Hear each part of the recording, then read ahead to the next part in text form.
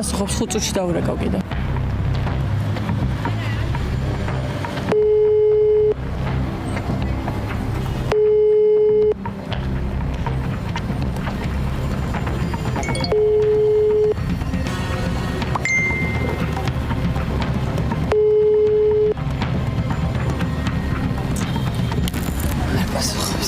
ისვენ ჩვენ სატელეფონო ზარებს არაერთი მცდელობის მიუხედავად არ უპასუხა ალექსანდრე ჭიკაიძეა, ოლიგარქის ოცნების ყოფილი შინაგან საქმეთა მინისტრი, რომელმაც თავი მხოლოდ სასაცილო განცხადებებით დაგვამახსოვრა.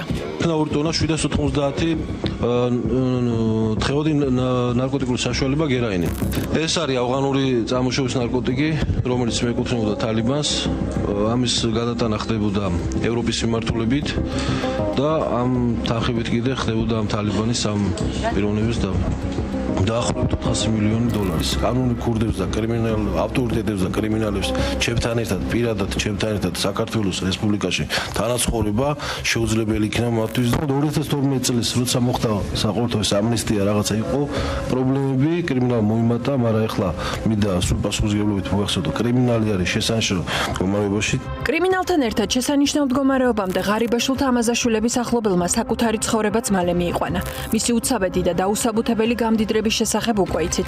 ამაზე აქამდეც არაერთი რეპორტაჟი და საგამოძიებო მასალა მომზადებულა. დღევანდელი ჩემი რეპორტაჟიც ამ საეჭო გამდიდრებაზეა, მაგრამ უფრო შედეგზე. იმაზე, რომ წლების განმავლობაში დაგროვილი ქონების კანონიერების დადასტურება ალექსანდრე ჭიკაიძეს შესაძლოა საგამოძიებო უწყებებმა მოსთხოვან. კონფიდენციალური წყაროს ინფორმაციით კობახიძე მდინარაძის წამოწყებული კორუფციის წინააღმდეგ ბრძოლა დიდი ალბათობით ღარიბაშვილის გამინისტრებულსაც შეეხება.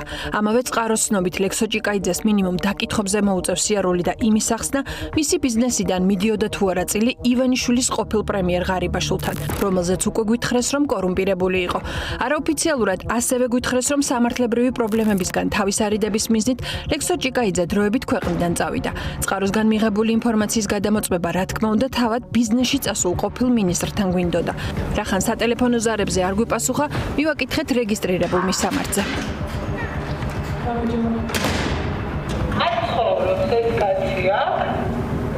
რამდენი ხანია? რამდენი ხანია და 1 თვეა. და თქვენ ნათესავი ხართ? არ არის მისი სახლი, აღარ არის. დრესტში რო ისევ ეს არის მისი სახლი? არა, მოგადაფარებული. მაგრამ არა გადმოგვიყვება.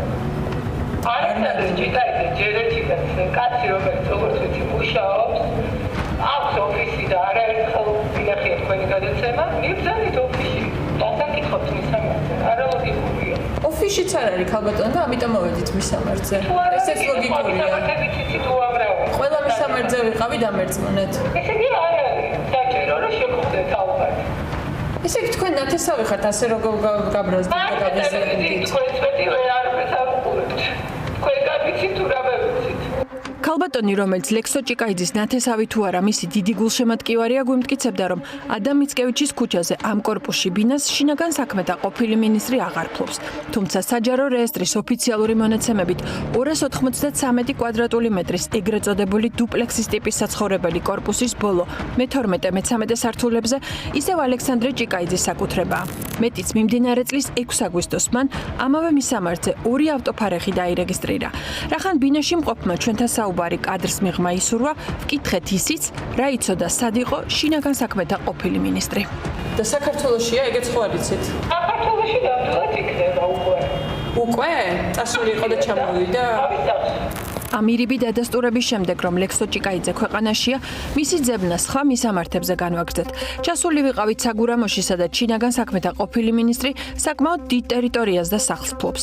მიუხედავად იმისა, რომ ჩვენი იქ ყოფნის დროს ეზოში ავტომობილი იდგა, ზარზე არავინ გამოგვეხმაურა. Calling now. Please wait a moment.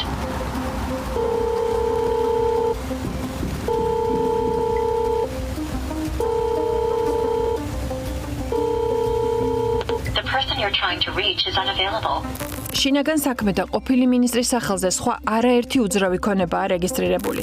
საჯარო რეესტრის მონაცემებით თბილისში მხოლოდ ერთ მისამართზე, იროდიონ ევდოშვილის ქუჩაზე ამ კორპუსში 6 ბინას და დამხმარე ფართს ფლობს. ასევე რეესტრის მონაცემებით ჭიკაიძის ერთ-ერთი ბინის მომავალი მესაკუთრე შეპესერ თველისია, სადაც ყოფილი მინისტრი 20%-იან წილს ფლობს. ბევრი საკუთრების მიუხედავად ალექსანდრე ჭიკაიძე ამ მისამართზე არ უნახავთ. საცხოვრებლების შემდეგ ალექსანდრე ჭიკაიძის ზებნა იმ კომპანიებში დავიწყეთ, სადაც ის მინიმუმ 50%-იან წილს ფლობს. ასეთი კი არაერთია. მივედით მისამართზე, სადაც ჭიკაიძის რამდენიმე კომპანიაა რეგისტრირებული, მათ შორის Georgian Wings-ი. ამ ავიაკომპანიის მეწილე შინაგან საქმეთა ყოფილ მინისტრთან ერთად თორნიკე ქორთოშიძეა. ამავე მისამართზე მდებარეობს ავიაკომპანია Geosky-ის ოფისიც. ამ კომპანიაში ალექსანდრე ჭიკაიძეს უსაფრთხოება აქვს ჩაბარებული, ყოველ შემთხვევაში საჯაროდ სულ ასე ამტკიცებდნენ. ავიაკომპანია Geosky-ში დაგვიდასტურეს, რომ ალექსანდრე ჭიკაიძე ქვეყანაშია. სამსახურში უგრაფიკოდ, მხოლოდ საჭიროების შემთხვევაში დადის, თუმცა ჩვენთან შესახვედრა თავისუფალი დრო არ აქვს. ყოველდღე მოდის ხოლმე? ყოველდღე არ არის ხოლმე. არც ესე კონკრეტული გრაფიკი არ აქვს, როდის მოვა და წავა და მაგიტომ ვერ გავიგებთ. ავიაკომპანია Georgian Wings რეესტრის მიხედვით ოფისი ასევე ბეჟან კალანდაძის ქუჩაზეც უნდა კონდეს. იქ მისულებს შენობაზე სხვა ავიაკომპანიის აბრა დაგხვდა და თანამშრომლებმაც გვითხრეს, რომ კომპანია, რომელსაც ჩვენ ვეძებდით, იმ მისამართზე არასდროს ყოფილა. ალექსო ჭიკაიძე აქ არ არის. საერთოდ არ არის თუ ეხლა არ არის? არა, საერთოდ არ არის. და ეს კომპანია აქ იყო და აღარ არსებობს? საერთოდ არ უფუნქციონირია კომპანიას არასდროს. დრესში რო ეხაც მოქმედია და მოსამართზე. რეგისტრირებული არის კომპანია. თუმცა არასდროს არ ფუნქციონირებია ასე. კარგი, დავიჯეროთ, რომ ამ ადამიანმა მართალი გითხრა და არც რეესტრის ცნობებს მივაქციოთ ყურადღება. სოციალურ ქსელში თავად ავიაკომპანია Geosky-ის გვერდზე იძებნება ვიდეო, როგორ აღნიშნეს კომპანიის 3 წლის იუბილე ბეჟან კალანდაძის ქუჩაზე მდებარე ოფისთან. არ მგონია ტერიტორია მხოლოდ ამ ღონისძიებისთვის ქონოდათ ნაქირავები. მოკლედ, ალექსანდრე ჭიკაიძეს ვერსად მივაგენით. შინაგან საქმეთა ყოფილმა მინისტრმა ჩვენთან შეხვედრა არ მოისურვა. შესაბამისად, უპასუხო დატოვა კითხვები, იყო თუ არა უკვე გამოკითხვაზე დაბარებული, ანალოგდება თუ არა მის მიმართ სამართლებრივი მოქმედებების დაწყებას.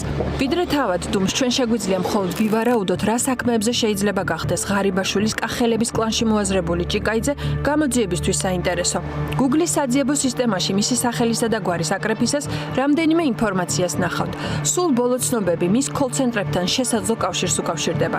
გასულ წელსაც რამდენიმე სპეცოპერაციისა და კონკრეტული ადამიანების დაკავების შემდეგ მედია აქტიურად წერდა, რომ თაღლითური კოლ-ცენტრების უკანონო ბიზნესი საგამოძიებო უწყებებმა შესაძლოა ალექსანდრე ჭიკაიძესაც დაუკავშირონ. ალექსო ჭიკაიძე და მისი პოლიტიკური მეტამორფოზა კაფიო მაგალითია იმისა, თუ როგორ გარდაიქმნა ერთი კეთილსინდისიერი პოლიციელი წინა ხელისუფლების დროს, ნეპოტიზმის სახით, როდესაც გახდა მთავარი პოლიციელი, სწორედ აი ამ კახურმა კლანმა დანიშნა შინაგან საქმეთა მინისტრად, იყო არაერთი მტკიცებულება, ირიბი მტკიცებულება, დასაბუთებული ვარაუდი იმის თაობაზე, რომ ლექსო ჭიკაიძე კოლ-ცენტრების უსაფრთხოებას უზრუნველყოფდა, შემოსულ თანხას კი აბანდებდა ავიაკომპანია Geosky-ში და ეს გარკვეული წილად შეიძლება ყოფილიყო ფულის გათეთრების ერთ-ერთი სქემა.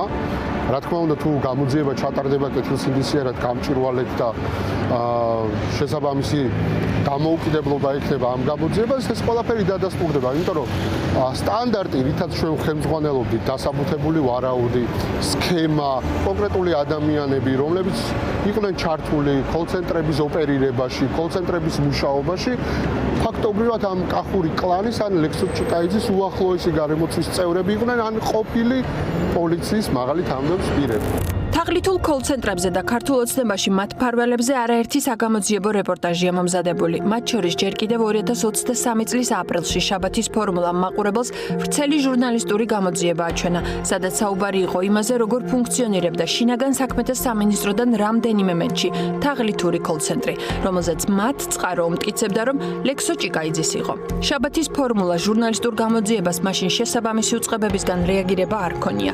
ფაქტი იმავე გამოძიებაში მხოლოდ ყოფილი მინისტრის მეუღლემ უარყო. ორთაჭალაში გულუას ქუჩაზე არ აქვს კოლ-ცენტრი? საერთოდ არც ვიცით რა არის კოლ-ცენტრი, ადრეც იყო ამაზე კითხვა და უპასუხა ჩემო მეუღლემ, რომელიღაც არ მოსულა მაშინ ბევრი ვიცინე, ერთმანეთს ვეკითხებოდით და კოლ-ცენტრი ნამდვილად არ იყო. სამწუხაროდ თაღლითური კოლცენტრების სქემა ისე აწყობილი, რომ მფარველების დადგენას პოლიტიკური ნება სჭირდება. შესაბამისად, გამოძიებებიც ასეთ საქმეებზე ყოველთვის არაეფექტურია. სამაგიეროდ დოკუმენტურად არის დადასტურებული და შესწავლილი ალექსანდრე ჭიკაიძის უცაბედი გამდიდრების სქემა. რამდენიმე წლის წინ საერთაშორისო გამჭვირვალობა საქართველოს ვრცელი ანგარიში გამოაქვეყნა, სადაც დეტალურად იყო ახსნილი ყველა ის საეჭო გარემოება, რომელიც შინაგან საქმეთა ყოფილი მინისტრის მიერ დიდი ქონების მოკლე დროში დაგროვებას უკავშირდება. არასამთავრობო ორგანიზაციის წარმომადგენელი ამბობს, რომ მათ მიერ მომზადებული დოკუმენტი გამოძიების დაწყების საფუძველი მაშინვე უნდა გამხდარიყო. მაშინ ქართული ოცნების ოფიციალური პოზიცია იყო, რომ ქვეყანაში კორუფცია დამარცხებულია, ასე ამბობდნენ პირდაპირ და საერთოდ არ არის ეს პრობლემა, სიტყვა კორუფციის ხსენება არ უნდათ. ჩვენ ჯერ კიდევ მაშინ ხედავდით, რომ ეგრეთ წოდებული ელიტური კორუფცია, ზუსტად ეს შემთხვევები, როდესაც თანამდებობის პირები იყენებენ თანამდებობას, იპარავენ ხალხის ფულს, აგროვებენ დიდ ძალქონებას და შემდეგ მიდიან სახლში. ასეთი შემთხვევები ჩვენ მაშინაც ხედავდით და ჩვენი ეჭვი იყო, რომ ზუსტად ეს ადამიანიც ამის მაგალითი იყო, ხო? და ჩვენ გვინდოდა, რომ რა თქმა უნდა მოუწოდებდით მაშინ საგამოძიებო უწყებებს, რომ საკმარისი მტკიცებულებები და ნიშნები იყო კორუფციის და მათ დაეწყოთ გამოძიება, ხო? თუმცა ეს რა თქმა უნდა არ მოხდა. იხამძღვანელებს თუ არა საგამოძიებო უწყება 5 წლის წინანდელი დოკუმენტით ახლა ჯერ უცნობია. ყველაფერი მაინც ალექსანდრე ჭიკაიძეზეა დამოკიდებული. დაალაგდება თუ არა ოლიგარქის გუნდის ახალ მმართველ კლანთან. დღეს საგამოძიებო უწყებები რეალურად არიან ჩაყენებული ქართული ოცნების შიდაკლანური ბრძოლის სამსახურში და ისინი არ ემსახურებიან კანონს. ხო, კანონი ამბობს, რომ მაგალითად მედია და არასამთავრობო სექტორი რომ გაამჟღავნებს კორუფციის აშკარა ნიშნებს, გამოძიებას დადებენ, ისერად უნდა დაიწყოს გამოძიება. ჩვენ ასეთი ქმედება მათგან არ გვინახავს, ხო? მხოლოდ მაშინ იწყებენ გამოძიებას, თუ აქ ისევ პარტიის შიდა პოლიტიკური ინტერესებია, ხო? და აი ამ კონტექსტში, რა თქმა უნდა, თუ ალექსანდრე ჭიკაიძემ, მოდით ასე ვთქვათ, უხეშად ვერ დაალაგა რომელიმე, მოდი ასე ვთქვათ, ახალ კლანთან ქართულ ოცნებაში, ვინც არის ახლა მოსული, ირაკლი კობახიძის გარშემო, მაშინ, რა თქმა უნდა, ის არის საფრთხის ქვეშ, რადგან მასზე ბევრი ესეთი ინფორმაცია არსებობს, ხო, კორუფციული შინაარსის. კარგი იქნებოდა ამ რეპორტაჟში დასმულ კითხვებზე თავად ალექსანდრე ჭიკაიძეს ეპასუხა. ახლა მხოლოდ ის დაგვრჩა წყაროს მოწოდებული ინფორმაციით ვიხელმძღვანელოთ და დაველოდოთ, როდის დაუძახებენ მას საგამოძიებო უწყებებში. ეს ალბათ მალე მოხდება. ოცნების კორუფციის წინააღმდეგ ბრძოლა ხომ ძირითადად ყოფილებზე შურისძიებაა. ჭიკაიძე კი ამ ყოფილებიდან ყველაზე არასასურველის ირაკლი ღარიბაშვილის კლანის წევრად იყო ცნობილი.